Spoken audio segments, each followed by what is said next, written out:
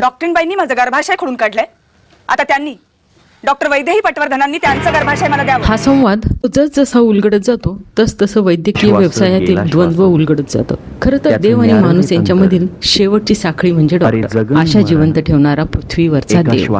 पण जेव्हा हाच देव माणूस असतो तेव्हा त्याच्याही मनात सत्तेचं, पैशाचं, महत्वाकांक्षेचं आकर्षण येतं आणि तिथूनच सुरू होतं द्वंद्व, देवपण आणि माणूसपण यांच्यातील. डॉक्टर तुम्ही सुद्धा हे नाटक वैद्यकीय व्यवसायावर आधारित असलं तरी ते वैद्यकीय व्यवसायावर आरोप करत नाही, तर त्या व्यवसायात शिरलेल्या अतिमहत्वाकांक्षी प्रवृत्तीवर प्रश्न विचारतं, तिची चिरफाड करून प्रेक्षकांसमोर आणतं. मला असं जाणवायला लागलं की आपल्या व्यवसायाचा अप्रोचच मार्केट ओरिएंटेड होत चाललाय. म्हणजे घरातला एक हुशार मुलगा निवडायचा, त्याला छान कपडे बिपडे घालून त्याच्या गळ्यात स्टेथोस्कोप अडकवून त्याच्यावर पैसे गुंतवून त्याला डॉक्टर म्हणून बाजारात उभा करायचा.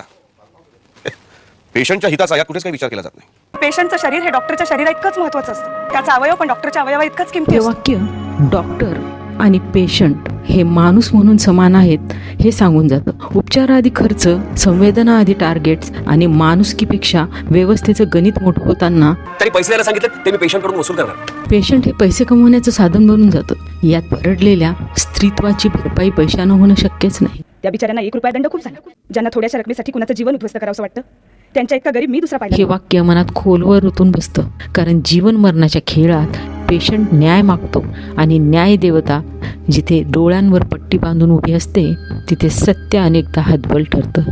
या नाटकाचं वैशिष्ट्य म्हणजे इथे डॉक्टरच डॉक्टरला प्रश्न विचारतो, इथे डॉक्टरच व्यवस्थेविरुद्ध उभा राहतो आणि इथे डॉक्टरच एक पीडित रुग्णासाठी न्याय मागतो.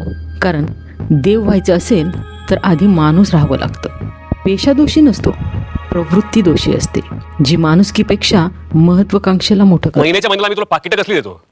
अरे कक्षा नॉर्मल बाळणपण करायचं असेल तर घरच्या बाजीवर घ्या ना करून, इथे हॉस्पिटलमध्ये कशाला येता?